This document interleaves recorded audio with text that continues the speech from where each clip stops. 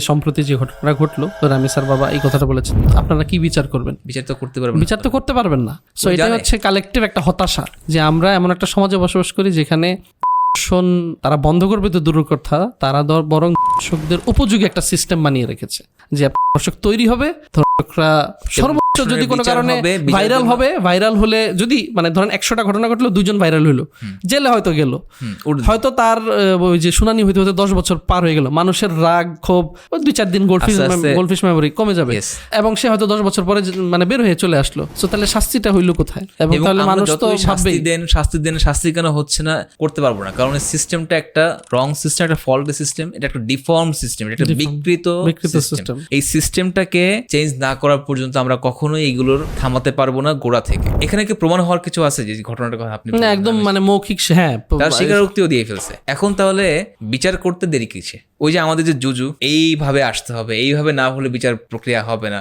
ইসলাম বলছে প্রমাণ হয়ে যাওয়া মাত্র বিচার, যাতে মানুষের মনে ওই যে দাগটা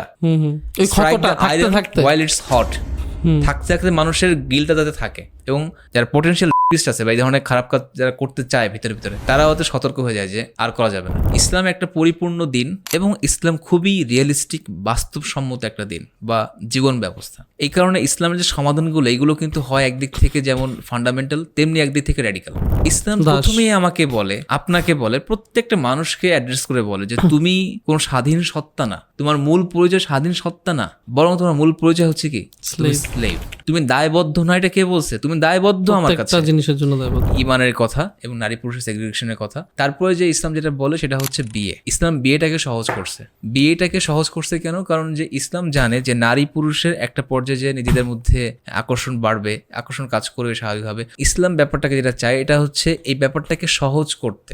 কারণ যেই সমাজে বিয়ে কঠিন, সেই সমাজে জেনা বাড়বে, সেই সমাজে এই ধরনের অকারেন্স বাড়বে। যে কোনো একটা মানুষের ধরেন একটা বিকৃতি আছে, বিকৃত একটা সেক্সুয়াল থট বা তার একটা ফ্যান্টাসি আছে, সেটাকে জাস্টিফাই করতেছে না একাধিক বিয়ে, বা ধরেন যে কোনো বিয়ের কোনো কনসেপ্টটা এটা দিয়ে জাস্টিফাই হচ্ছে না। এটা একটা সাধারণ স্বাভাবিক দৃষ্টিভঙ্গি থেকে, বাস্তবতা থেকে, জেনারেল পয়েন্ট অফ ভিউ থেকে ডিসকাশনটা হচ্ছে যে হ্যাঁ, জেনারেল সেন্সে একটা মানুষ যদি নর্মাল স্বাভাবিক মানুষ হয়, তার যে প্রয়োজন, তার যে চাহিদা, সেই ক্ষেত্রে সে একটা বিয়ে করলো, বিয়েটা সহজ হলো। ক্ষেত্র বিশেষে কারোর পক্ষে যদি প্রয়োজন হয়, পাশাপাশি তার যদি সেই সামর্থ্য থাকে, সে একাধিক বিয়ে করতে পারে। হ্যাঁ, আমরা কিন্তু টেড বান্ডি থেকে শুরু করে রামিসা পর্যন্ত যতগুলা আপনি যদি মাঝখানে ধরেন, হয়তো লাখ লাখ স্টোরি পাবেন, এবং লাখ লাখ স্টোরির মধ্যে সিংহভাগ পাবেন যে যারা কিনা এই ধরনের পর্নোগ্রাফি অথবা ধরেন এই ধরনের উত্তেজক ব্যাপার স্যাপার দ্বারা প্রভাবিত। একটা সমাজ থেকে আমরা বলি না যে মাদক নির্মূল করতে হবে, মাদক পরিপূর্ণ নির্মূল কেন হয় না? কারণ জানেন যে ক্ষমতায় যারা বসে আছে, রাজস্বের একটা বড় অংশ আসতেছে আমার থেকে, মাদক থেকে, মদ থেকে, সিগারেট থেকে, হেরোইন থেকে। অনেকে এই প্রশ্নগুলো করে যে তাহলে মাদ্রাসায় কেন হয়? তাহলে ধরেন যে মানে আপনাদের সিস্টেমের একটা পার্ট, এটা বুঝতে হবে, সিস্টেমের একটা পার্ট। আপনি একজন স্কুল কলেজে পড়ুয়ার ক্ষেত্রে যেই অ্যাটেম্প নিবেন বা তাকে যে শাস্তি দিবেন, অথবা ধরেন যে একটা সেকুলার সমাজের একটা মানে ধর্মহীন লোকের ক্ষেত্রে যে অ্যাটেম্প নিবেন, তার ক্ষেত্রে সেম অ্যাটেম্প নেন, তার ক্ষেত্রে সেই শাস্তি দেন। আমরা তো মানা করতেছি না। সো ইসলাম বলতেছে এত কিছুর পরেও যদি কেউ জেনা করে বা ধরেন যে রেপ করে, তখন তার জন্য শাস্তি হচ্ছে কি? রজম। ইসলাম বলতেছে কি যে এত কিছু করার পরেও যদি তুমি ব্রেক করতে পারছো আমাদের এই লকে, আমাদের সিস্টেমটাকে, তার মানে হচ্ছে আমরা তোমাকে এখন দেখাই দিব যে শাস্তি কাকে বলে, হরর কাকে বলে, টেরর কাকে বলে। তোমাকে সবার সামনে রাখবো, তোমার উপর সব মানুষ পাথর মারবে এবং তুমি লজ্জিত হবা, এবং পুরো সমাজে এটা একটা দৃষ্টান্ত হয়ে থাকবে যে আমি এটা করলে এরকম কিছু, এরকম পরিণতি হবে। এবং এটা কিন্তু একটা কমিউনাল শেম, এটা কমিউনাল গিল্ড। কিন্তু এটা আপনি কোথাকার কোন লোক, কোথাকার কোন সাহাবী, কোথায় কোন সাহাবীর ছেলে বা কোথাকার কোন আওলাদ রাসূলের ছেলে, আমরা এসব কিছু বুঝবো না। আমরা প্রমাণ পাইছি উনি এই কাজ করছে। মানে দেখেন নবী সাল্লাল্লাহু আলাইহি ওয়াসাল্লাম কি করছে। একজন সম্ভ্রান্ত বংশের মহিলা, সে চুরি করার পরে সাহাবায়ে কেরাম বলছেন যে একটু জাস্ট ইশারা করছেন, নবী সাল্লাল্লাহু আলাইহি ওয়াসাল্লাম একটু কমানো যায় নাকি? নবী সাল্লাল্লাহু আলাইহি ওয়াসাল্লাম সাধারণত রাখতেন না, যখন রাখতেন তখন তার মুখ দেখলে বোঝা যায় তিনি প্রচন্ড রাখতেছেন, তার মুখ লাল হয়ে গেছে। বলছে তোমরা কি আমাকে আল্লাহর বিধানের ব্যাপারে কম্প্রোমাইজ করতে বলো? আল্লাহর কসম, যদি মুহাম্মাদের মেয়ে ফাতিমা এই কাজ করতো, তারও আমি হাত কেটে দিতাম। ফাতিমা রাদিয়াল্লাহু আনহার কথা বলতেছে, যিনি হচ্ছেন নবী সাল্লাল্লাহু আলাইহি ওয়াসাল্লামের মেয়ে এবং জান্নাতের সেরা 4 জন নারীদের একজন। সহিংসতা, শিশু নির্যাতন, এই বিষয়গুলো আমরা কিছুদিন পরই ঘটতে দেখি আমাদের সমাজে। যখন কোনো একটা ঘটনা ঘটে, খুবই মর্মান্তিক একটা ঘটনা অথবা খুবই হিংস্র খুবই নৃশংস এরকম কোনো ঘটনা ঘটে, তখন আমরা এটা নিয়ে অনেক উচ্চবাচ্য হতে দেখি। অনেকে অনেক রকম কথাবার্তা বলেন। কেউ বলেন যে পুরুষের মানসিকতা পরিবর্তন করতে হবে, কেউ বলবেন যে নারীর পোশাক ঠিক করো, কেউ বলবে যে ধরে পরের দিনই কল্লা ফেলে দাও, বা হচ্ছে যে কোনো রকমের কঠিন শাস্তি।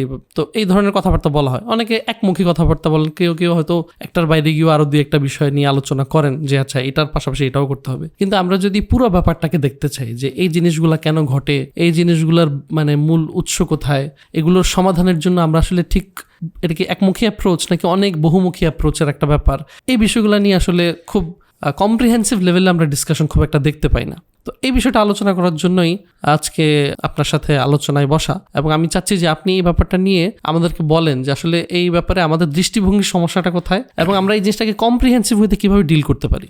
বিসমিল্লাহ, আলহামদুলিল্লাহ, সাল্লাতু ওয়াসসালামু আলা রাসূলিল্লাহ, আম্মা বাদ। আসলে আমরা প্রত্যেকেই মাঝে মধ্যেই বিমর্ষ হয়ে পড়ি এইসব ঘটনা দেখলে, এবং আজকালকার সময় বিমর্ষ হওয়াটা খুব বেশি কমন হয়ে যাচ্ছে, কারণ এই ঘটনাগুলো প্রায় প্রতিদিন না হলেও 2-3 দিন পর পর আমরা করতে দেখতেছি আর কি। বা কখনো কখনো একই দিনে 4-5টা ঘটনা ঘটতেছে, হয়তো বা সব মিডিয়াতে আসেও না আর কি। এরকম কোনো একটা ঘটনা ঘটলে আমরা প্রায় সময় দেখি যে এক একজন এক এক ধরনের কথা ছুড়ে দিচ্ছে সমাধানের ব্যাপারে। কেউ বলবে যে এখনই তাকে পাথর মেরে হত্যা করা হোক, আবার কেউ বলবে যে মেইল গেজকে ঠিক করা হোক, আবার কেউ বলবে যে পুরুষের নারীর প্রতি সম্মান বাড়াতে হবে, অথবা কেউ বলবে যে নারীর পোশাককে ঠিক করতে হবে, ইত্যাদি নানাবিধ কথাবার্তা আমরা দেখতে পাই। সো আসলে এটা খুবই একটা কমন কনসার্ন হয়ে গেছে আমাদের জন্য যে আমরা প্রত্যেকে এগুলোর বিচার চাই, আমরা প্রত্যেকে এগুলোর সমাধান চাই, প্রত্যেকেই চাই সমাজ থেকে এগুলো দূর হোক, এই ধরনের কাজকর্ম দূর হোক। কিন্তু আমরা আসলে সমাধানটা জানি না, আসলে সমাধানটা কীভাবে আসবে বা আসা দরকার, বা আদৌ কি আমরা সমাধান চাই, সমাধানের দিকে সমাধান চাই কিনা এবং সমাধানের দিকে আগাচ্ছি কিনা। সো সব কিছু নিয়ে আমরা কথা বলার চেষ্টা করবো ইনশাআল্লাহ।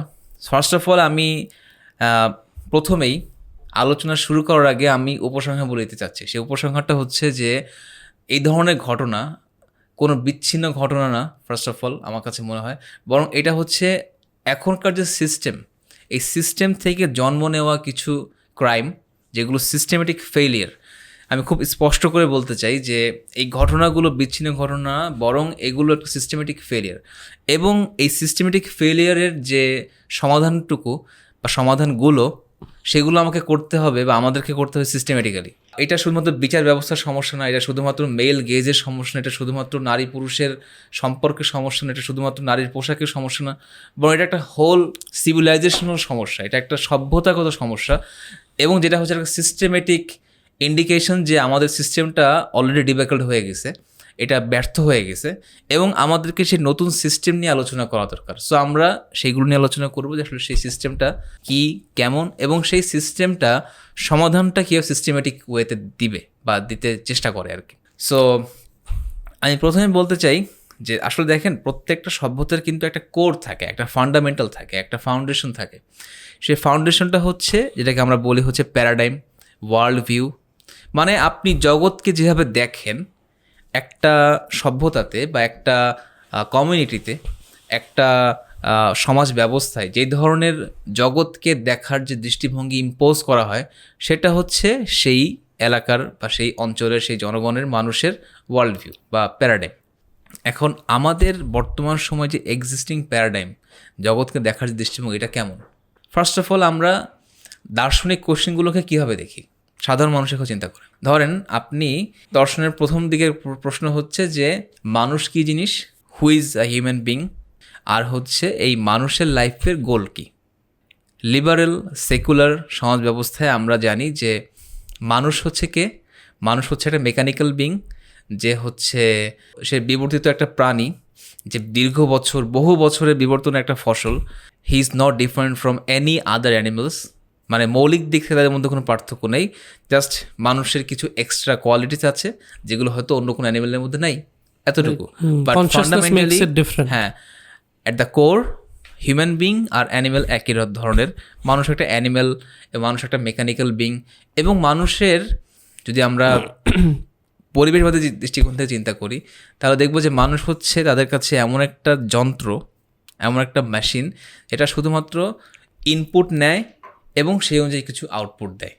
এই আউটপুটগুলোর মধ্যে সত্য মিথ্যা সব কিছু মিলে ঝিলে আছে আর কি। সো আমাদের বর্তমান এক্সিস্টিং যে হিউম্যান নেচার সম্পর্কে বা মানুষের যে স্বভাব, মানুষের জীবনবোধ সম্পর্কে যে বোধ বা প্যারাডাইম, সেটা হচ্ছে মেকানিক্যাল, এভলিউশনিস্টিক, এবং আমরা একটা অ্যানিমেল, আমরা একটা মেশিন, প্লাস ম্যাটেরিয়ালিস্টিক, এবং আমাদের কোনো জীবনের উদ্দেশ্য নেই। দেখেন, মেশিন যেমন কোনো জীবনের উদ্দেশ্য নেই, মানুষেরও লাইফের বড় কোনো উদ্দেশ্য নেই, শুধুমাত্র এতটুকু ছাড়া যে সে সার্ভাইভ করবে। এই সার্ভাইভ করার পর্যন্ত তার যা যা লাগে সে সেগুলোর ব্যবস্থা করবে, এবং এটাই হচ্ছে তার লাইফের চরম উদ্দেশ্য আর কি। এছাড়া আরও কোনো কিছু নেই। ইন্ডিভিজুয়ালি হয়তো আমি, আপনি বা অন্য কোনো মানুষ ভাবতে পারে যে আমার লাইফের উদ্দেশ্য হচ্ছে আর্ট করা, আমার লাইফের উদ্দেশ্য হচ্ছে মিউজিক করা, কিন্তু কমিউনিটারির যে অবস্থা আর কি, বা আমাদের যে কমিউনিটির যে অবস্থা, এই দৃষ্টিকোণ থেকে নিঃসন্দেহে আমরা এটা বলতে পারি যে এই কমিউনিটি কোনো পরম কিছুকে, ধরেন যে বিয়ন্ড ম্যাটার, কোনো কিছুকে জীবনের উদ্দেশ্য বলে গণ্য করে না, এবং মানুষকেও সে মনে করে একটা স্পিরিচুয়ালি ভয়েড, আধ্যাত্মিকতা বর্জিত একটা জাস্ট মেশিন হিসেবে। এটা খুব সংক্ষেপে আমি বললাম যে ফিলোসফিক্যালি ওয়ার্ল্ড ভিউর যে একদম মানে দুনিয়াটাকে মানুষ কোর, ইন জেনারেল অধিকাংশ মানুষ যেভাবে এটা হচ্ছে মেকানিক্যাল, এভলিউশনিস্টিক এবং নৈতিকতাবিহীন এবং মিনিংলেস, মিনিং ছাড়া। আচ্ছা, এরপর আমাদের সমাজ ব্যবস্থা কেমন? আমাদের সমাজ ব্যবস্থা হচ্ছে অর্থনীতি, রাজনীতি নিয়ে তো সমাজ ব্যবস্থা। অর্থনীতি হচ্ছে আমাদের ক্যাপিটালিস্টিক, এবং আমাদের সমাজ ব্যবস্থা, রাজনীতি হচ্ছে লিবারালিস্টিক বা লিবারেল, এবং সামগ্রিকভাবে আমাদের এই ব্যবস্থাটাকে বলা হচ্ছে সেকুলার ব্যবস্থা। এই সেকুলার ব্যবস্থার মানে হচ্ছে যে ধর্ম, নৈতিকতা, ঈশ্বর বলতে কোনো কিছু নাই, বা থাকলে এটা খুবই ডাউটফুল একটা বিষয়, অথবা তিনি আসেন কোনো একটা জায়গায়, তার সাথে মানুষের লাইফের কোনো সম্পর্ক নাই, কোনো কানেকশন নাই, তিনি আসেন তার মতো করে, আমাদের সাথে তার কোনো সম্পর্ক নাই, ঠিক আছে, এবং তার ল, তার বিধান, এগুলো কোনো বিষয় না মানুষের জন্য। মানুষ যেটা করবে, মানুষ নিজে একটা স্বাধীন বিং, মানুষ একটা অটোনোমাস বিং, স্বয়ং সম্পূর্ণ একটা সত্তা। স্বয়ং সম্পূর্ণ ইন দ্য সেন্স যে মানুষ কোনো কিছুর প্রতি দায়বদ্ধ না, সমাজের প্রতি, ঈশ্বরের প্রতি, বৃহত্তর কোনো কিছু একটা উদ্দেশ্যের প্রতি, কোনো কিছুর প্রতি সে আসলে দায়বদ্ধ না। সে নিজে অটোনোমাস, স্বয়ং সম্পূর্ণ একটা সত্তা, এবং এই স্বয়ং সম্পূর্ণ সত্তাটাকেই বেসিক্যালি পালন পোষণ করা হচ্ছে সমাজ ব্যবস্থার মাধ্যমে, রাজনীতিতে এবং হচ্ছে অর্থনীতিতে। অর্থনীতিতে আমাদেরকে কি বলা হয়? বেশি ইনকাম করো, বেশি উপার্জন করো, যে যত বেশি ইনকাম করতে পারে সে তত বেশি ভোগ করে, এবং সে যে যত বেশি ইনকাম করে, যত বেশি ভোগ করে, ভোগে মানুষকে উদ্বুদ্ধ করে, সে তত বড় কি সফল। সো সার্থকতার বা সফলতার যে মানদণ্ডটা, এটা হচ্ছে আমাদের কাছে এখনকার সময় পরিপূর্ণ ম্যাটেরিয়ালিস্টিক, এর বাইরে অন্য কিছু না। এবং আমাদের যে রাজনীতি ব্যবস্থা, এখানে আমাদেরকে বলা হয় যে তুমি একটা স্বাধীন সত্তা। মানুষের স্বাধীনতাটাকে তারা, এই স্বাধীনতা মানে কিন্তু এমন না যে আপনি কারো দাস হবেন না, আপনি মানুষ হিসেবে স্বাধীন, আপনি কোন ধর্ম পালন করবেন ইত্যাদি, এ ধরনের কথা বলা হয় বটে সেকুলারিজমের কারণে, কিন্তু আসলে এটার মানে হচ্ছে যে আপনি কোনো কিছু প্রতি দায়বদ্ধ থাকবেন না, পরিবারের প্রতি, সমাজের প্রতি, নারী পুরুষের প্রতি, কারোর প্রতি শুধু দায়বদ্ধ থাকবেন আমাদের সিস্টেমের প্রতি আর কি। সো তারা খুব ট্যাক্টফুলি এটা মানুষকে বোঝাতে সক্ষম হয়েছে যে আসলে আমরা স্বাধীন, আমরা সব কিছু করতে সক্ষম, এবং এই স্বাধীন সত্তাটাকে সব দিক থেকে পেলে পুষে বড় করা হচ্ছে, এবং যে স্বাধীন সত্তা কোনো কিছুর প্রতি মানে বশতা স্বীকার করতে চায় না, সে একদম পরিপূর্ণ গররাজি। আমাদের যে পরিবার ব্যবস্থা, এখানেও দেখবেন সব কিছুর মধ্যে কিন্তু এই সেকুলারিজম, লিবারালিজম আর হচ্ছে ক্যাপিটালিজম, এবং এটার যে কোর ম্যাটেরিয়ালিজম মানে ম্যাটেরিয়ালিস্টিক ভিউ অফ লাইফ, এটা কিন্তু প্রভাব পড়তেছে আমাদের লাইফে, আমাদের পরিবারে, আমাদের অর্থনীতিতে, আমাদের রাজনীতিতে, আমাদের শিক্ষা ব্যবস্থাটা খুব ইম্পর্ট্যান্ট। শিক্ষা ব্যবস্থা হচ্ছে একটা মেশিন, যেখান থেকে আপনার আগামী দিনের জন্য আউটপুট বের হচ্ছে। শিক্ষা ব্যবস্থাটা যখন ম্যাটেরিয়ালিস্টিক হয়ে যাচ্ছে, তারা যেই ধরনের ভাইব, যে ধরনের ইন্সপিরেশন, যে ধরনের অনুপ্রেরণা নিয়ে বড় হচ্ছে, বা যে ধরনের জ্ঞান নিজের মধ্যে ঢোকাচ্ছে, সবই যদি হয় ম্যাটেরিয়ালিস্টিক, আপনি কখনোই আশা করতে পারবেন না যে সেখান থেকে স্পিরিচুয়ালি ট্রেন্ড, বা নিজের মনোজগৎ সম্পর্কে খুব ভালো জানে, বা নিজের উপর কন্ট্রোল রাখতে পারবে, গ্রেটার গুডের জন্য, কমিউনিটির জন্য প্রতি কোনো প্রকার স্যাক্রিফাইস করার যে মন মানসিকতা রাখবে, এমন কোনো ধরনের বিং, কোনো ধরনের সিটিজেন আপনি তৈরি করতে পারবেন, এটা আশা করা যায় না। কারণ আপনি সারাক্ষণ যে সত্যটাকে পুষতেছেন এই ব্যবস্থার মাধ্যমে, সিস্টেমের মাধ্যমে, এই সিস্টেমটা পুষতেছে হচ্ছে সেই স্বাধীন সত্তাটাকে, যে কোনো কিছুর প্রতি দায়বদ্ধ না। রাইট। আমি কেন বারংবার করে বলতেছি কোনো কিছুর প্রতি দায়বদ্ধ না, কারণ আমরা এখনকার সময় যে সমস্যাগুলো দেখতেছি এই সমস্যাগুলো দেখবেন এটা কিন্তু স্বাভাবিক দৃষ্টিকোণ থেকেও মানবিক দৃষ্টিকোণ থেকেও এটা কিন্তু খুব নৃশংস, ক্রুয়েল এবং খুবই জঘন্য কাজ। কিন্তু তারপরে মানুষ এগুলো কেন করতেছে এবং এতটা বেড়ে কেন গেল হঠাৎ করে, আমরা এটা নিয়ে আলোচনা করবো আর কি, বা করতেছি। ইসলাম আসলে কি বলে এই ক্ষেত্রে, ইসলামের যে সমাধানটা এটা আসলে কেমন? ইসলাম কি বলে যে মানুষের যে ভেতরের যে সত্তাটা আছে বা যে সিস্টেমটা আছে, যে সিস্টেমটা একটা মানুষকে পালতেছে, পোষণ করতেছে, লালন পালন করতেছে, যে মানুষটা হচ্ছে সম্পূর্ণ ভিন্ন একটা মানুষ, যে মানুষটাকে ইসলাম বানাতে চায়। আচ্ছা, এটা কি পসিবল? ইসলামিক সিস্টেম সবার আগে আপনাকে বলবে হচ্ছে পাথর মারো ওই লোকটাকে, কিন্তু পাথর মারার আগের যে ব্যবস্থাগুলো সেগুলো সে ব্যবহার করবে না। পসিবল?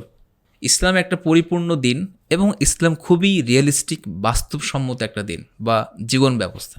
এই কারণে ইসলামের যে সমাধানগুলো এইগুলো কিন্তু হয় একদিক থেকে যেমন ফান্ডামেন্টাল, তেমনি একদিক থেকে র্যাডিক্যাল।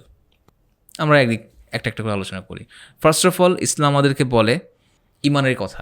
ইমান মানে কি? বিশ্বাস, মৌলিক আকীদা, প্যারাডাইমটাকে চেঞ্জ করা, ওয়ার্ল্ড ভিউটাকে চেঞ্জ করা। যে মানুষ স্লেভ। ইসলাম প্রথমেই আমাকে বলে, আপনাকে বলে, প্রত্যেকটা মানুষকে অ্যাড্রেস করে বলে যে তুমি কোনো স্বাধীন সত্তা না, তোমার মূল পরিচয় স্বাধীন সত্তা না, বরং তোমার মূল পরিচয় হচ্ছে কি? স্লেভ। তুমি দায়বদ্ধ না। এটা কে বলছে? তুমি দায়বদ্ধ আমার কাছে, জিনিসের জন্য দায়বদ্ধ। আল্লাহ তাআলা আমাদেরকে বলছে তোমরা আমার কাছে দায়বদ্ধ বিফোর দ্য ক্রিয়েশন। আল্লাহ সুবহানাহু ওয়া তাআলা মানুষের আত্মা সৃষ্টি করার পর মানুষকে জিজ্ঞেস করছে আমি কি তোমাদের রব নই? তখন মানুষের আত্মাগুলো একসাথে সমস্যায় বলে উঠছে কি? অবশ্যই ইয়েস, আপনি আমাদের রব। এবং সে যে আমরা বলে আসছি ইয়েস আপনি আমাদের রব, সেখান থেকে কিন্তু আমরা আমাদের নিজেদের মধ্যে এক ধরনের টেস্টিমনি বহন করতেছি যে আমরা কখনো আল্লাহ সুবহানাহু ওয়া তাআলা আপনার বিরুদ্ধে, আপনার আইনের বিরুদ্ধে, আপনার বিধানের বিরুদ্ধে, আপনার ইচ্ছার বিরুদ্ধে যেতে পারবো না। তাও আল্লাহ সুবহানাহু ওয়া তাআলা মানুষের মধ্যে, মানুষকে পরীক্ষা করার জন্য মানুষের মধ্যে দুইটা ডিস্টিংক্ট উপাদান দিয়ে দিয়েছেন। একটা হচ্ছে নফস আর একটা হচ্ছে ফিতরাত বা রূহ।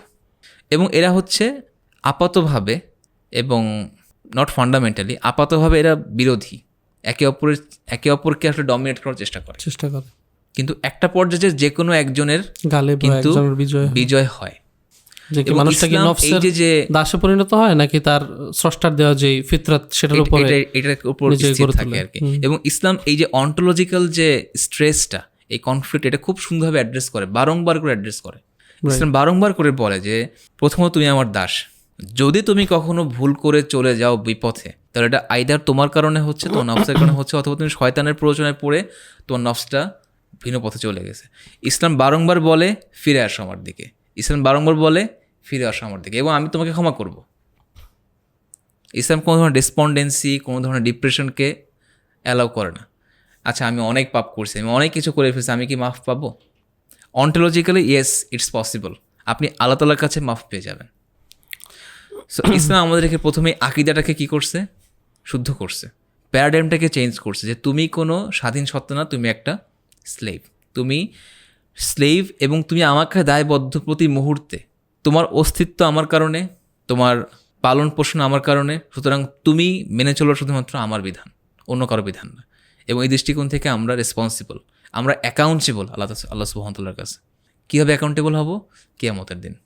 এবং আরেকটা বিষয় হচ্ছে কিয়ামত ছাড়াও যে আল্লাহ সুবহানাহু ওয়া তাআলার বিধান মানবে না ইহজাগতিক এই যে ওয়ার্ল্ডে, সে কিন্তু লাইফে ভালো থাকবে না, তার লাইফটা কিন্তু হেল হয়ে যাবে। যেমন আমাদের লাইফ হেল হয়ে আছে, বিকজ আমাদের ওই সিস্টেমেটিক যে সংশোধনটা ইসলাম দিয়েছিল আমাদেরকে, ওটা আমাদের মধ্যে নাই দেখে। সো আকীদা সংশোধন করার পর ইসলাম যেটা বলে সেটা হচ্ছে ইসলাম কিছু প্র্যাকটিক্যাল জীবন বিধান দিচ্ছে। এবং দেখেন আকীদাটা বারংবার ঘুরে ফিরে যেমন সেকুলার ব্যবস্থাতে আসে, পরিবারে, শিক্ষা ব্যবস্থায়, অর্থনীতিতে, সব ক্ষেত্রে যেমন মানুষ সবসময় ম্যাটার, অর্থ, এরপর বেশি বেশি করে ইনকাম, ভোগ, এগুলোকে যেমন প্রাধান্য দেয়, ভোগকে প্রাধান্য দেয়।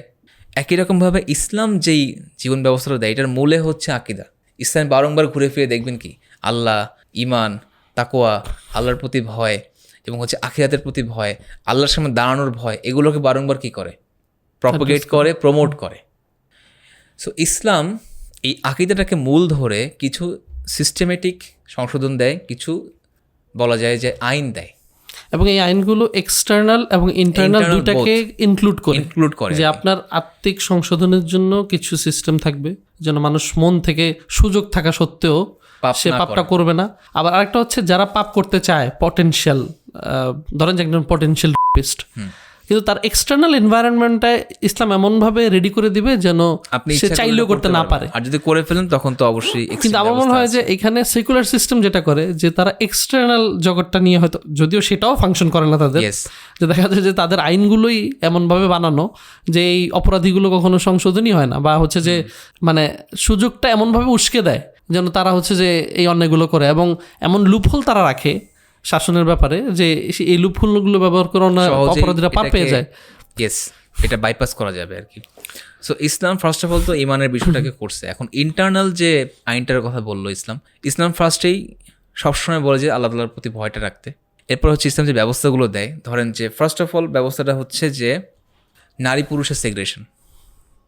ইসলাম বলে অন্টোলজিক্যালি নারী এবং পুরুষ আলাদা, এক না। তাদের শরীর আলাদা, তাদের মন আলাদা, তাদের দৃষ্টিভঙ্গি আলাদা।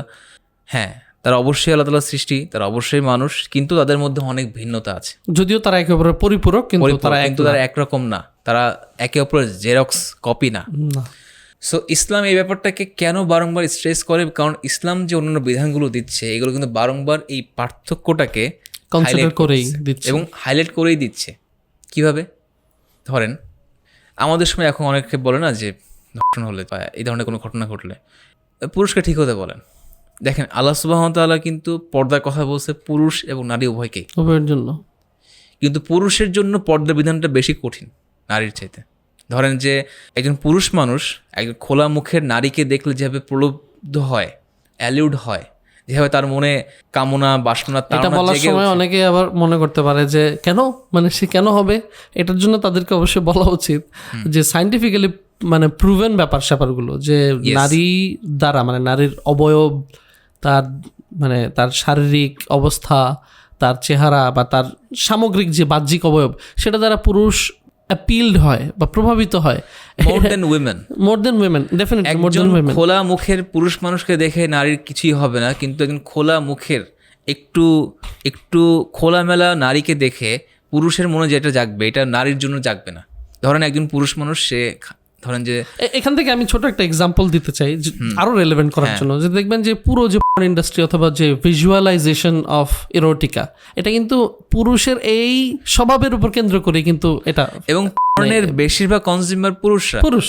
আপনি দেখবেন যে নারীদেরকে এই ক্ষেত্রে কনসিডারই করা হয় না, খুব একটা করাই হয় না যে নারীরা পুরুষকে মানে খোলা ভাবে দেখে তাদের মনে, হ্যাঁ মানে ব্যাপারটা কিন্তু এরকম না। রোমান্টিক সাহিত্যের বেশিরভাগ কনজিউমার হচ্ছে নারীরা, বিকজ তাদেরকে ওই পড়ে চিন্তা করে কল্পনা করে এগুলোতে তারা বেশি প্রলুব্ধ হয়। কিন্তু পুরুষরা হচ্ছে দেখার মাধ্যমে ভিজুয়াল ভাবে তারা বেশি, they are more of a visual being, মানে পুরুষ, আর নারীরা হচ্ছে more of an imaginary being, মানে তারা হচ্ছে চিন্তা করে পড়ে এই ধরনের জিনিসপত্র তারা অ্যাপিল হয়।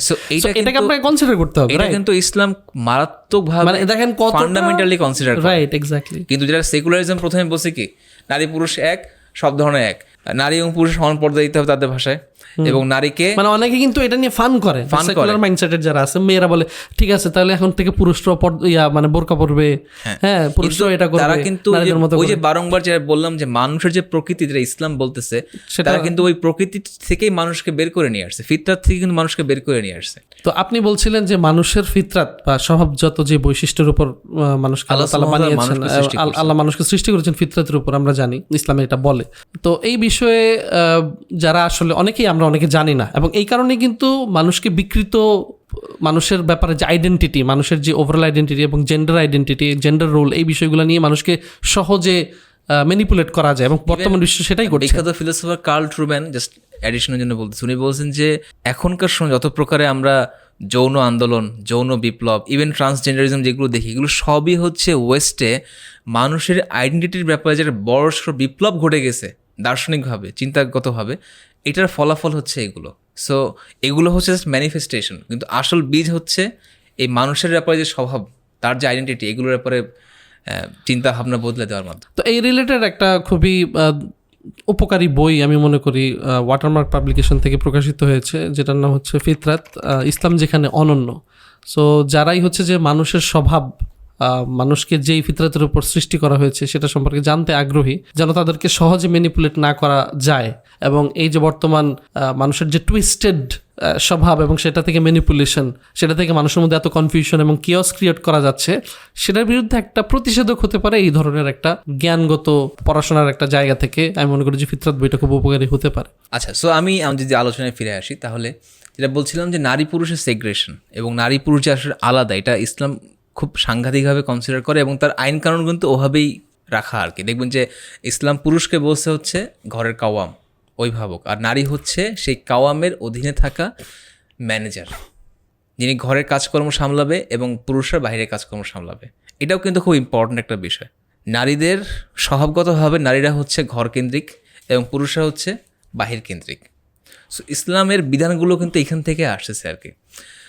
সো আচ্ছা, এরপরে হচ্ছে যে আচ্ছা, এখানে অনেকে ধরেন প্রত্যেকেরই তো একটা মানে এক্সেপশনাল রিয়ালিটি থাকে অথবা পার্সোনাল রিয়ালিটি থাকে। অনেকে এইসব জায়গায় খুব প্রশ্ন করতে চায় বা যে দ্বিধায় আমার তো এই ভোগে। সমস্যা আর কি। হ্যাঁ, মানে না, এই ক্ষেত্রে ধরেন যে নারীরা কেন শুধু ঘর কেন্দ্রিক হতে হবে, এটা একটা ডিফারেন্ট ডিসকাশন, যদিও আমরা সেদিকে যাচ্ছি না।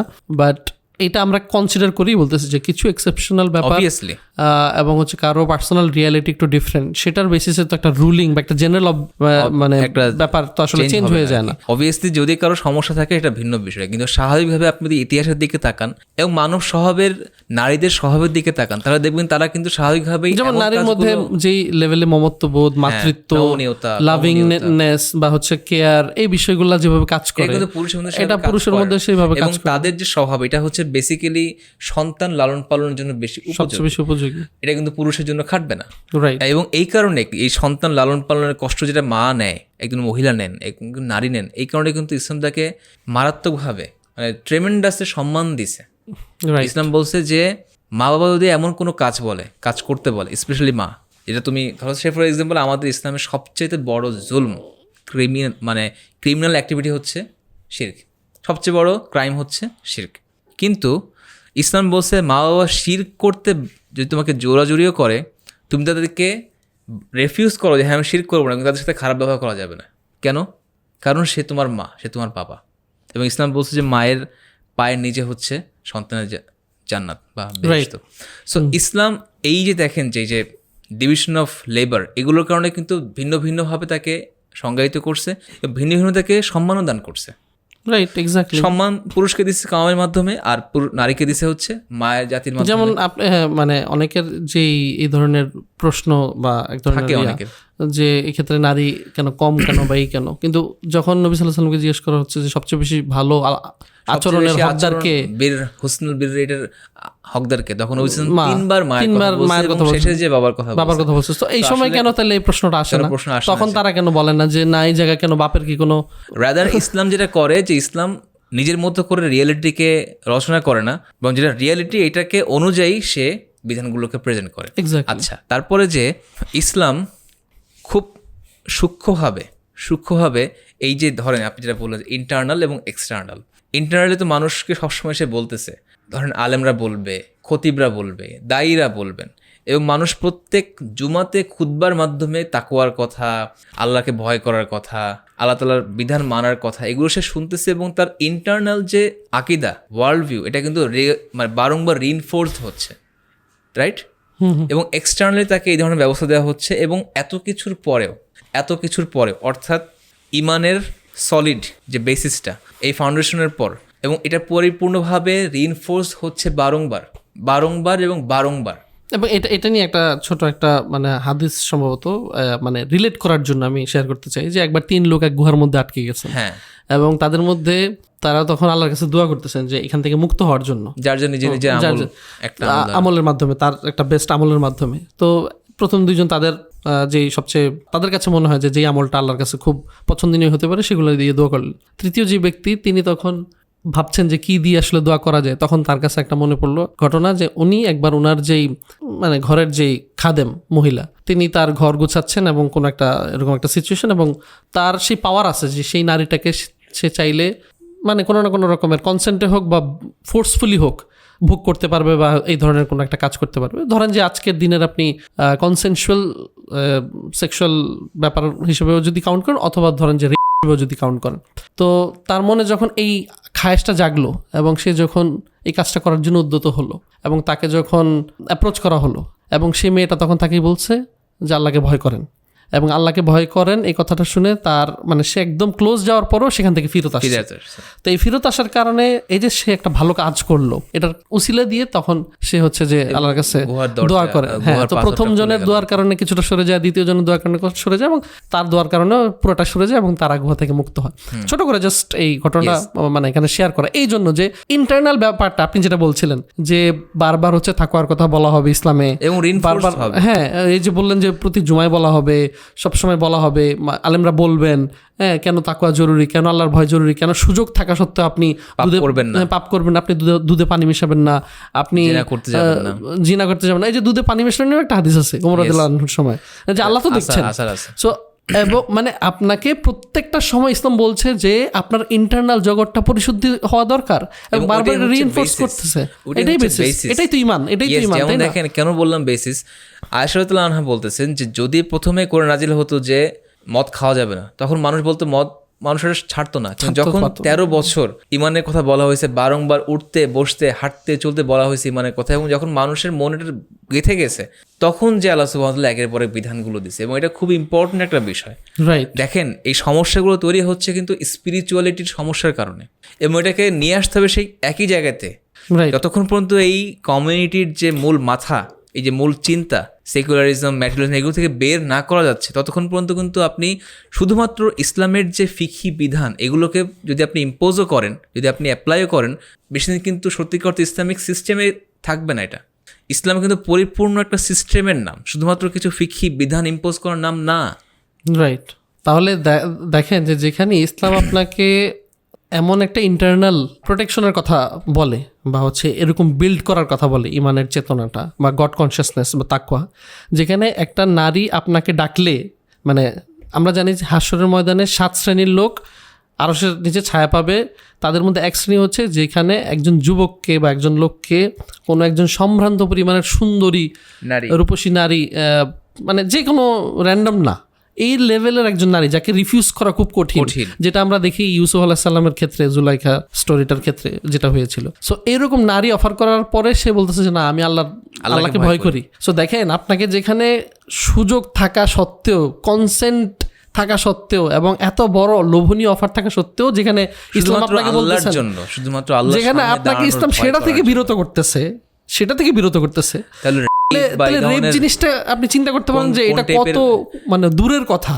কথা যে একটা মানুষের মধ্যে যে গড কনসিয়াসনেস তৈরি হয়, ভাবতেও পারবে না এটা কখনো। রাইট, মানে হ্যাঁ, মানে আপনি বলতে পারেন মাঝে মাঝে চিন্তা আসতে পারে, কিন্তু সে এই ধরনের কোনো কাজ করবে, তাও এই পরিমাণে মানুষ করবে, এটা এই সমাজ থেকে কখনো এক্সপেক্টেড। তার মানে আমাদের এখানে মূল যে জোরের জায়গাটা বা হচ্ছে যে চিন্তার বা কনসার্নের জায়গাটা, সেটা হচ্ছে যে ইসলাম আমাদেরকে একটা ইন্টারনাল একটা ল ক্রিয়েট করে ভেতরে, এবং এটা সবকিছুর বেসিস, এটা হচ্ছে বেসিস। রাইট, এই প্যারাডাইম, আমাকে বলেন যে সেকুলার ওয়ার্ল্ড ভিউ থেকে এই জিনিসটা কিভাবে আসবে? কখনো আসবে না, কারণ তারা তো প্রথমেই ঈশ্বরকে, সেখানে কোন চেতনা আছে, সেখানে কোন বিশ্বাস আছে। এখন কি হয়েছে, এইভাবে অনেকে বলতে পারে যে আমার মধ্যে তো এই জিনিসটা নাই, তাও তো আমি করি না। এটা অনেকে মানে আমি এই ধরনের ক্যাটাগরি মানুষদের কথা কেন বারবার বলতেছি, কারণ ওরা হচ্ছে কি যে তাদের হিপোক্রেসিগুলো নিজেদের প্রকাশ করতে চায় না, বাস্তবতা বুঝে না, পৃথিবীর বাস্তবতা বুঝে না। আরে এই ধরনের লোকদের এক্সেপশনাল লোকদেরকে দিয়ে হয় না, বরং এই ধরনের লোকদের, তারা যে খুব এক্সেপশনাল তাও না, দেখবেন যে তাদের মধ্যে একটা প্রবণতা হচ্ছে যে তারা কনসেন্টের যে বিষয়গুলা নারী পুরুষের অবৈধ সম্পর্কে, সেগুলোতে তারা ঠিকঠাক মনে করে, সেগুলোতে তারা নিয়মিত ইনভলভ, সেগুলোতে তারা দেখবেন যে তাদের ইসলামের 4 বিয়ে নিয়ে প্রবলেম হচ্ছে, কিন্তু সে জীবনে 100টা মেয়ের সাথে শুয়ে আসছে, এইটা নিয়ে এবং সে এটা নিয়ে গর্ব করতেছে তার ফ্রেন্ডের সাথে, হ্যাঁ, বা বডি কাউন্ট নিয়ে সে আলাপ করতেছে। একই লোক বা একই নারী দেখবেন যে ইসলামের যখন বিধানের কথা বলা হবে, তখন আবার যে এটা তো খুব বর্বর, এটা তো খুব, তখন আবার হচ্ছে যে চুলকানি উঠবে। সো দেখা যাচ্ছে যে এই ধরনের মানুষদের কথা যদি আপনি মানে কাউন্ট করতে চান, তখন দেখবেন যে তারা তাদের হিপোক্রেসি সম্পর্কে আসলে কখনো কথা বলবে না, এবং তারা এগুলোকে রীতিমতো ট্যাবু হিসেবে গণ্য করে। আচ্ছা, তো এরপরে যদি আমরা চিন্তা করি যে ইমানের কথা এবং নারী পুরুষের সেগ্রিগেশনের কথা, তারপরে যে ইসলাম যেটা বলে সেটা হচ্ছে বিয়ে। ইসলাম বিয়েটাকে সহজ করছে কেন? কারণ যে ইসলাম জানে যে নারী পুরুষের একটা পর্যায়ে যে নিজেদের মধ্যে আকর্ষণ বাড়বে, আকর্ষণ কাজ করবে স্বাভাবিকভাবে। ইসলাম ব্যাপারটাকে যেটা চায় এটা হচ্ছে এই ব্যাপারটাকে সহজ করতে, কারণ যেই সমাজে বিয়ে কঠিন, সেই সমাজে জেনা বাড়বে, সেই সমাজে এই ধরনের অকারেন্স বাড়বে, ঠিক আছে। এবং ইসলাম আরেকটা যেটা খুব খুব গুরুত্বের সাথে যেটা করতে বলে সেটা হচ্ছে যে ইসলাম নারী পুরুষের মানে স্বামী স্ত্রী একত্রে থাকাটাকে এটাকে প্রমোট করে, সাপোর্ট করে বেশি। কারণ যে আমাদের এখনকার সময় যে ট্রেন্ড দেখি না অনেক সময় যে স্বামী চলে গেছে 4-5 বছর পর পর আসে আর কি, তাহলে স্ত্রীর যে স্বাভাবিক জৈবিক যে চাহিদা এটা নিবারণ করবে কে? তখন তো তাকে হয়তো হতে পারে যে সবাই করবে না, কিন্তু কেউ কেউ তো করতেছে, পরকে জড়াচ্ছে। আবার ওই স্বামী যে বিদেশে আছে এবং আমরা প্রচুর এরকম ইনসিডেন্ট শুনতে পাই যে স্বামী যখন জানতে পারলো যে তার স্ত্রীর সাথে অন্য কারো পরকীয় সম্পর্ক আছে, তখন হয়তো ডিভোর্স দিয়ে দিল, অথবা এমনও হয় যে অনেক সময় অনেক বেশি ভালোবাসার যে একটা ক্রোধ যে না সে কেন এই কাজটা করলো, সে এসে তার অনেক সময় দেখা যায় যে মেরে ফেলছে, খুন করে ফেলছে। আপনি যখন একটা নিয়মের মধ্যে একটা জিনিসকে সিস্টেমের মধ্যে যখন ফাংশন করাচ্ছেন না, আপনি নিজে যে অন্যায়টা করছেন সেটার একটা ফলাফল যখন আপনি নিজের চোখে দেখতে পাচ্ছেন, তখন আবার সেটা আপনি মানতে পারছেন না। সো আরেকটা বিষয় হচ্ছে ইসলাম এই ক্ষেত্রে যেটা বলে সেটা হচ্ছে যে it's an option obviously, but এটা কোনো এটা মানে কোনো প্রমোশন না, এটা হচ্ছে জাস্ট অপশন ইসলাম রাখছে এবং বাস্তবতা বুঝে রাখছে। এটা হচ্ছে পুরুষের একাধিক বিয়ে, পুরুষের একাধিক বিয়ে এখনকার যে, এবং সবসময় যে বাস্তবতা আর কি, যে পুরুষ মানুষ স্বাভাবিকভাবে যুদ্ধে বা অন্য কোনোভাবে বেশি মারা যায় নারীর চাইতে। তো ওই নারীগুলোর কি হবে? তাদের দ্বারা তো অন্য কোনো অকারেন্স ঘটতে পারে এইসব ক্ষেত্রে। সো পুরুষদের জন্য এই ক্ষেত্রে শুধু যে এই ব্যাপারটা তা না, এখানে অনেকগুলো বিষয় আছে আর কি। এবং সবচেয়ে বড় কথা হচ্ছে পুরুষ মানুষ যত বেশি যৌনভাবে বা যৌনতা যত বেশি লাম্পট্যের শিকার হয় বা তাদের মধ্যে যত লাম্পট্য দেখা যায়, ডেসপারেট নেচার যত বেশি নারীদের মধ্যে এই লেভেলে থাকে। ইসলাম এটাকে চেক করছে।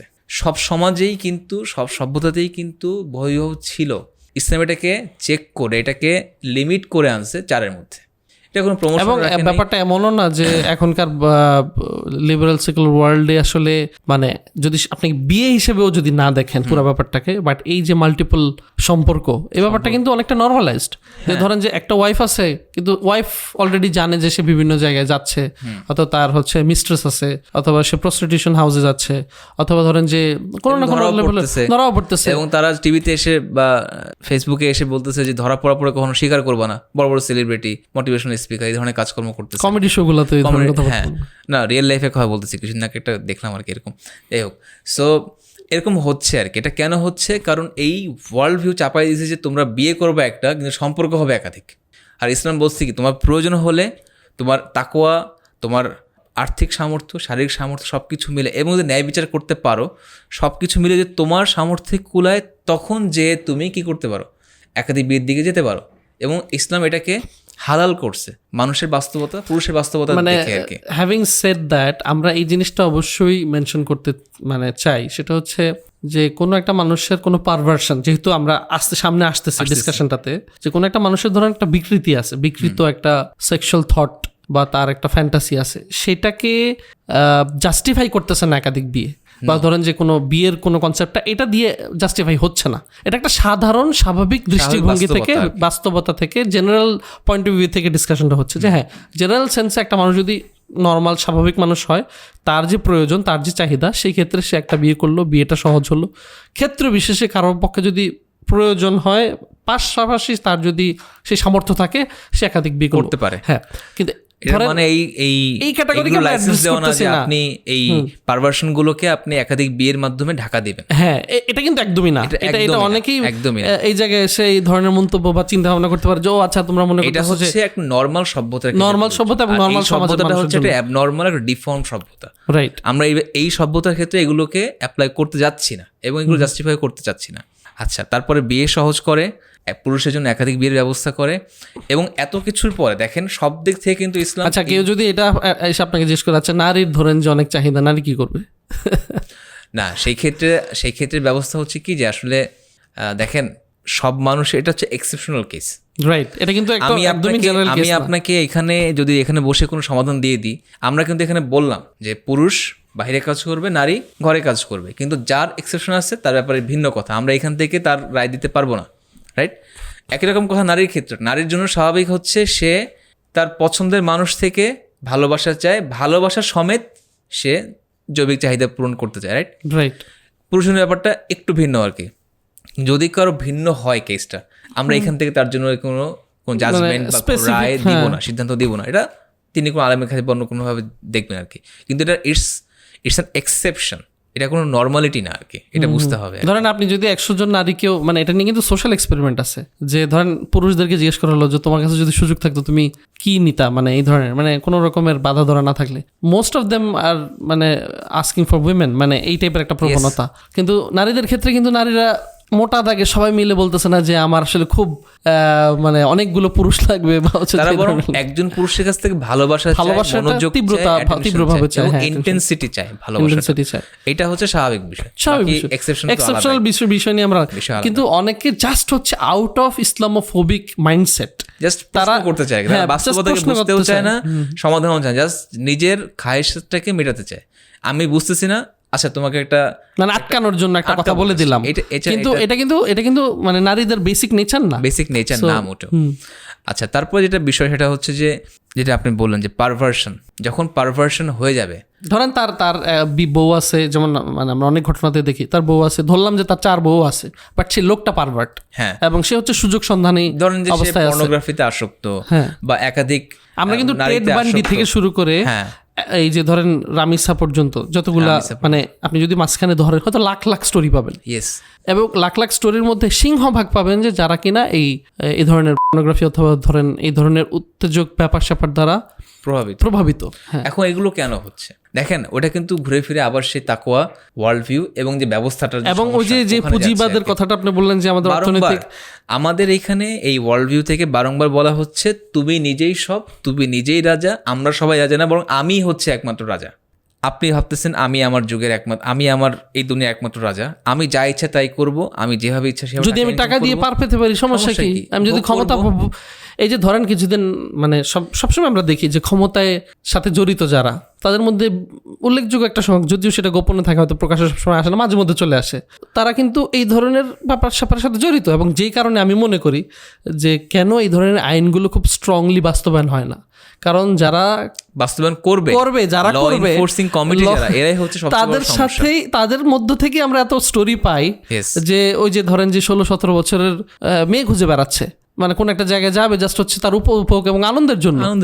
তাহলে চিন্তা করেন যে তারা তো ভাববেই যে আমি যদি আজকে এই ধরনের একটা মানে নন দলীয় একটা লোককে যদি আজকে ফাঁসিতে ঝুলাই দেই, বা তাকে যদি ধরেন পাথর মেরে ফেলি, এই ধরনের, তাহলে তো পরশুদিন তো আমার ভাতিজা বা অমুক তমুক চেলা অথবা চামুন্ডা এরা তো ধরা পড়বে, অথবা আমি নিজেও ধরা পড়তে পারি। ইসলাম এই বিষয়গুলোকে কিভাবে ডিল করছে, ওই তাকওয়ার মাধ্যমে এবং হচ্ছে ইন্টারনাল যে চেকিং এর মাধ্যমে আর কি।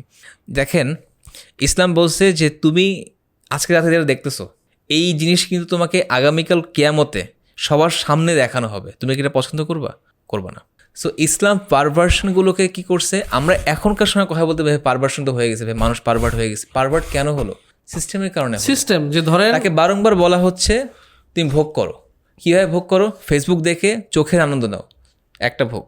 খাবার খাওয়ার মাধ্যমে পেটের আনন্দ নাও, আরেকটা ভোগ। রাত হয়ে গেলে সবাই আড়ালে চোখের আরেকটু মজার আনন্দ নাও, সেটা হচ্ছে নীল দুনিয়া।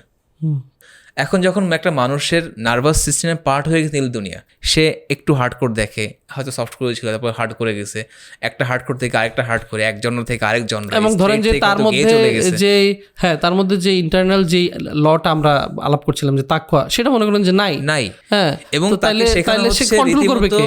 নাই তো নাই। আরেকটা হচ্ছে রীতিমতো সেগুলোকে সন্দেহ করানো হচ্ছে যে ঈশ্বর বলতে কেউ নাই, ধর্ম হচ্ছে সব বোগাস ব্যবস্থা, আমাদেরকে ভোগ করতে দেয় না এতদিন, আমাদের ভোগের উপর। তারপরে দেখেন যে এই যে পুঁজিবাদের কারণে ধরে একটা সমাজ থেকে আমরা বলি না যে মাদক নির্মূল করতে হবে, মাদক পরিপূর্ণ নির্মূল কেন হয় না? কারণ জানেন যে ক্ষমতায় যারা বসে আছে রাজস্বের একটা বড় অংশ আসতেছে আমার থেকে, মাদক থেকে, মদ থেকে, সিগারেট থেকে, হেরোইন থেকে। আমি যখন বিশাল পরিমাণে একটা অর্থ পাচ্ছি যে মানে আপনার হচ্ছে রাজস্ব হিসেবে, তখন আমি এটা কেন এটা থট প্রসেসটা হচ্ছে ওই যে আমার পুঁজিবাদী চিন্তা ভাবনা যে আমার তো লাভ তো টাকা আসতেছে। সেম ওয়েতে আপনি মনে করেন যে আপনি আজকে বলতে পারেন যে আচ্ছা এতগুলা মানুষের মধ্যে বিকৃত মনোভাব মানে চলে আসতেছে, লেটস ব্যান। এটা করবে না, কারণ যে টাকা আসবে বিশাল পরিমাণে। অথবা ধরেন যে মানে মনে করেন যে আরো অনেক ধরনের মানে যারা এইসবের আইন শৃঙ্খলা বাহিনী থেকে শুরু করে প্রশাসন সবকিছু, তো তারাই হয়তো চায় না যে এটা ব্যান হোক। ইনিশিয়াল ড্রাগ, এই ড্রাগের কারণে তো এইগুলো অনেক বাড়তেছে। হ্যাঁ, অ্যাবিউজ তো অনেক ক্ষেত্রে লিঙ্কড আপ উইথ মানে ড্রাগের যে প্রভাব থেকে মানুষের ভোগ চাহিদা এত বাড়ায় দিচ্ছে এগুলো, তখন সে আসলে মাদহোশ থাকে, সে বুঝে না সে কি করতেছে না করতেছে। সো আপনি একদিক থেকে পর্ন বন্ধ করেন, একদিক থেকে মাদক বন্ধ করেন, চিন্তা করবেন না যে টাকা পয়সা কি হচ্ছে না হচ্ছে, মানুষগুলো বাঁচুক। এগুলো করতে পারবেন না, বিকজ আপনার সিস্টেম আপনাকে এটাকে অ্যালাউ করতেছে না। আর সিস্টেম করতেছে না এই কারণে যে তারা যেই মানুষটাকে বিশ্বাস করে স্বাধীন প্রতিযোগিতা করে মানুষ টাকা ইনকাম করবে, ওই যে ওয়ার্ল্ড ভিউ, এটা তাকে অ্যালাউ করতেছে না। কিন্তু ইসলাম আগে থেকে এগুলোকে কি করে, চেক করে। এখন আসি হচ্ছে আমার শেষের দিকে, কিভাবে শাস্তিটা। ইসলাম বলছে তাকওয়ার কথা, ইসলাম বলছে আল্লাহ তাআলার প্রতি বিশ্বাসের কথা, ইসলাম বলছে বারংবার রিইনফোর্সড তাকওয়ার কথা, ইহসানের কথা। তারপরে এক্সটার্নাল আইন হিসেবে সেগ্রিগেশনের কথা বলছে, আলাদা আলাদা হবে, ইচ্ছা করলেই অবাধ ফ্রি মিক্সিং করতে পারবে না। এরপর হচ্ছে যেসব ক্ষেত্রে আপনার বাধ্য হয়ে করতে হচ্ছে সেটা একটা আলাদা কেস, কিন্তু একটা সমাজে যখন ডিফল্ট পজিশন হয়ে যাবে হচ্ছে নারী পুরুষ মানে হচ্ছে একত্রে থাকবে বাসে, এবং আমরা জানি যে প্রত্যেকটা স্কুল, কলেজ, ইউনিভার্সিটি, অফিস, আদালত সব জায়গায় এই ধরনের স্টোরিতে ভরা। এই ধরনের স্টোরি আপনি জায়গায় জায়গায় পাবেন। সবার মানুষের মনগুলো হয়ে গেছে এখন কালো, যাদের মনে কোনো না কোনো ভাবে এই ধরনের অবাধ যৌন লালসের দাগ পড়ে আছে, বিকজ এই সিস্টেমটা ফলো করতেছে না, বাস্তবতা বুঝে নেই। তো ইসলাম নারী পুরুষকে আলাদা করে দিয়েছে। তারপরে হচ্ছে পুরুষের জন্য এবং নারীর জন্য বিবাহকে কি করছে, সহজ করছে। আকর্ষণ আছে, ঠিক আছে, কাছে আসো, হালাল হইতে বিয়ে করো, ভোগ করো, কোনো সমস্যা নেই। পুরুষকে বলছে যদি তোমার মনে হয় তোমার ভাল লাগতেছে বা তোমার প্রয়োজন, তুমি পারবে, সব শর্ত মেনে তুমি আরও করতে পারবে 4টা পর্যন্ত, ব্যাস। এখন এরপরে যে ওদের কেউ করে এত কিছুর পরে, যেমন ধরেন মানে অনেকে কিন্তু এই প্রশ্নটা দিয়ে আরো হচ্ছে যে মানে ব্যাপারটাকে আরো ঘোলাটে করার চেষ্টা করে যে এটা আসলেই সব সমাধান হয়ে যাবে, ব্যাপারটা এইভাবে বলার চেষ্টা করে যে দেখেন আপনি এখানে তো আমরা একটা সমাধানের কথা বলছি না, মাল্টিপল সমাধান দিচ্ছি আমরা। যে আপনি যেমন ধরেন নূহ আলাইহিস সালামের ছেলে একজন নবীর চেয়ে ভালো শিক্ষক কে হতে পারে মানে ওই নৈতিক জায়গা থেকে, তারপরেও কি একটা মানুষ বিগড়ে যেতে পারে না? হ্যাঁ, একজন। এই ক্ষেত্রে আমি মনে করি যে অনেকে এই প্রশ্নগুলো করে যে তাহলে মাদ্রাসায় কেন হয়? তাহলে ধরেন যে মানে আপনাদের সিস্টেমের একটা পার্ট, এটা বুঝতে হবে, সিস্টেমের একটা পার্ট। এবং এটাই আমরা বলছি যে আমি এই জায়গায় একটা জিনিস অবশ্যই বলতে চাই, অনেকে এই জিনিসটা মানে এই ক্ষেত্রে মানে জিনিসটাকে ঘোলাটে যারা করে, মানে যারা হিপোক্রিট তাদের কথা। ধরেন যতগুলা স্কুলে পড়া ছেলে মেয়ে সবাই কি সমান তালে বিসিএস ক্যাডার হয়? সবাই কি সমান তালে ভালো, মানে যেহেতু ওইটাই হচ্ছে তাদের ভালো চাকরি পায়, ভালো চাকরি পায়? 90% পায় না, 10% পায়। তাহলে আপনি যখন দেখতেছেন মানে ওইটা তো তাদের উদ্দেশ্য যে মানে অর্থনৈতিক জায়গা থেকে শক্তিশালী হওয়া। তো মাদ্রাসা শিক্ষার একটা মূল উদ্দেশ্য হচ্ছে নৈতিকভাবে শক্তিশালী হবে। সো এখানে 90% যে অর্থনৈতিকভাবে শক্তিশালী হইতে পারলো না, সেটা নিয়ে আপনি কয়বার আক্ষেপ দেখান। কিন্তু আপনি এখানে দেখাচ্ছেন যে এখানে ডিফারেন্সটা অনেক কম compare to the secular education. So আমার কথা হচ্ছে এখানে যে ঘটনাগুলো ঘটতেছে এটা আপনি ধরে নেন যে হ্যাঁ, একটা মানুষকে শেখানোর পরেও একটা মানুষের মধ্যে নৈতিক সকল জিনিস আপনি দিলেন, তারপরও যে সে একজন পরিপূর্ণ ভালো মানুষ হবে এটার গ্যারান্টি কেউ দেয় না। তার চেয়ে বড় কথা হচ্ছে এই যে সোসাইটাল যে সিস্টেমটা, এই সিস্টেমটা তো একটা রং সিস্টেম। মাদ্রাসার হুজুর, মাদ্রাসা ইনস্টিটিউশন সিস্টেম একটা পার্ট, তারা প্রভাবিত হচ্ছে না? হ্যাঁ, প্রভাবিত হচ্ছে তো। আর একটা জিনিসের মেল প্র্যাকটিস, মানে মনে করেন যে ধর্মীয় অঙ্গনের মধ্যেই কোনো সিস্টেমের ফ্ল থাকার কারণে, এটার কারণে যদি এই ধরনের ইস্যু হয়, সেটা নিয়ে আমরা কথা বলতে হবে। যে ধরেন মাদ্রাসার কথাই আমি বলতেছি, বা ধরেন এরকম ধর্মীয় শিক্ষা প্রতিষ্ঠানে এরকম ইস্যু পেলেন, আপনি একজন স্কুল কলেজে পড়ুয়ার ক্ষেত্রে যেই অ্যাটেম্প নিবেন বা তাকে যেই শাস্তি দিবেন, অথবা ধরেন যে একটা সেকুলার সমাজের একটা মানে ধর্মহীন লোকের ক্ষেত্রে যে অ্যাটেম্প নিবেন, তার ক্ষেত্রে সেম অ্যাটেম্প নেন, তার ক্ষেত্রে সেই শাস্তি দেন। আমরা তো মানা করতেছি না, কিন্তু আপনি তো হিপোক্রিসি দেখাচ্ছেন। আপনি ওখানে ভাবতেছেন না ঠিক আছে এটা, আর এইদিকে বলতেছেন না হুজুরের সব দোষ করছে। আমরা তো বলতেছি না, দোষ তো সবাই করতেছে। যে দোষী তাকে আপনি কথা বলেন, কোনো সমস্যা নেই তো। যে কালপেবল, যে কালপ্রিট, তার ব্যাপারে কোনো কথা বললে আমাদের কোনো সমস্যা নেই। আমরা চাই দোষীর সংশোধন হোক, অথবা সংশোধন না হলে তার কোনো শাস্তি হোক। That's it. আচ্ছা, শেষ পার্টটা যে আমরা শেষ পার্ট। সো ইসলাম বলতেছে এত কিছুর পরেও যদি কেউ জেনা করে বা ধরেন যে রেপ করে, তখন তার জন্য শাস্তি হচ্ছে কি? রজম। ইসলাম বলতেছে কি যে এত কিছু করার পরেও যদি তুমি ব্রেক করতে পারছো আমাদের এই লকে, আমাদের সিস্টেমটাকে, তার মানে হচ্ছে আমরা তোমাকে এখন দেখাই দিব যে শাস্তি কাকে বলে, হরর কাকে বলে, টেরর কাকে বলে। তোমাকে সবার সামনে রাখবো, তোমার উপর সব মানুষ পাথর মারবে এবং তুমি লজ্জিত হবা, এবং পুরো সমাজে এটা একটা দৃষ্টান্ত হয়ে থাকবে যে আমি এটা করলে এরকম কিছু, এরকম পরিণতি হবে। এবং এটা কিন্তু একটা কমিউনাল শেম, এটা কমিউনাল গিল্ড, কিন্তু এটা কিন্তু খুব ভালো একটা টোটকা অবশ্যই, মানে অ্যাটলিস্ট মানে অনেকে বলার চেষ্টা করে তাহলে কি 100% বন্ধ হয়ে যাবে? আরে ভাই, আগেরগুলো অ্যাপ্লাই করতে হবে। সফলতা কাকে বলে? ধরেন একটা মানুষ একটা সমাজে আগে ধরেন বছরে ধরেন 10,000 হইতো, এখন আপনি এই ধরনের মানে আইন অ্যাপ্লাই করলেন, করার পরে দেখতেছেন যে ধরলাম 10টা 100টা হইলো, তো এই যে 10,000 আর 100 কত বিশাল সফলতা, এটাকে আপনি কাউন্ট করবেন না? এখানে আপনার কথা সূত্র ধরে আমি একটা কথা বলতে চাই, সেটা হচ্ছে আমরা অনেকে ভাবি যে খিলাফত আসলে সব সমস্যার সমাধান হয়ে যাবে, একদম ক্লিন চেকড হয়ে যাবে। আমরা তো অলরেডি বললাম যে নবীর ছেলেও নবীর মতো হইতে না পারে, কখনো হয় না। রাদার ইসলাম যেটা বলছে যে আমার সিস্টেমটাকে পরিপূর্ণ অ্যাপ্লাই করে দেখো, অন্য যে কোনো ব্যবস্থার সাথে আমাকে দাঁড় করাও, তখন আমাকে ফার সুপিরিয়র থাকবে, ফার সুপিরিয়র থাকবে, কারণ এটা আল্লাহ তাআলার দিন, আল্লাহ তাআলার ব্যবস্থা এবং আল্লাহ তাআলার সিস্টেম। এটা মানুষের তৈরি, মানব রচিত যে কোনো ব্যবস্থা, আইন, সিস্টেমের চাইতে ফার সুপিরিয়র সবসময় থাকবে। কারণ দুনিয়া একটা মানে খুবই ডাইনামিক এবং রিয়েলিস্টিক একটা জায়গা। এখানে আপনি জাস্ট ওই প্রম্পট দিবেন আর সবকিছু জাস্ট অ্যাজ ইট ইজ বের হয়ে আসবে, ব্যাপারটা তা না। কিছু মানুষ থাকবেই যে সে জানে যে তার ফাঁসি বা মৃত্যুদণ্ড হবে, তারপর সে অন্যায় করবে। কিছু মানুষ এতই ব্যবস্থা করছে ইসলামের সিস্টেমটা আর কি, যে আপনি এখানে আসলে মানুষের যে গিল্ট, এটা কারণে সে আগাবে না। যদি সে আগায়, বিচার ব্যবস্থার যে কঠোরতা, এটার কারণে অন্য একটা মানুষ যে সামনে আগবাড়ায় করতে যাবে, সব কিছু মিলে দেখবেন যে ক্রিমিনাল হয়ে আসে হয়তো অনেক, কিন্তু পটেনশিয়াল ক্রিমিনাল হয়তো অনেক, ধরেন হ্যাঁ মানে পটেনশিয়াল রেপিস্ট অনেক থাকতে পারে, কিন্তু সত্যিকার অর্থে বাস্তবায়ন করবে হয়তো মাত্র 10 থেকে 12 জন ধরলাম বছরে, যারা সেলফ ডিস্ট্রাকটিভ, মানে সে চাই হচ্ছে যে আমি এবং তাদেরকে আমরা আমাদের সমাজ থেকে বিতাড়িত করে দিচ্ছি, তারা আমাদের সিস্টেমের পার্ট, বাইরে হ্যাঁ একদম বের হয়ে যায়। এবং ওই সময় দেখবেন যে আমলাতান্ত্রিক ওইটা ওনাকে ধরো, এরপর হচ্ছে ওনার মাধ্যমে এটা রাজনীতি, বিচার ব্যবস্থা ইসলামের সম্পূর্ণ আলাদা। আপনি কোথাকার কোন লোক, কোথাকার কোন সাহাবী, কোথায় কোন সাহাবীর ছেলে বা কোথাকার কোন আওলাদ রাসূলের ছেলে, আমরা এসব কিছু বুঝবো না।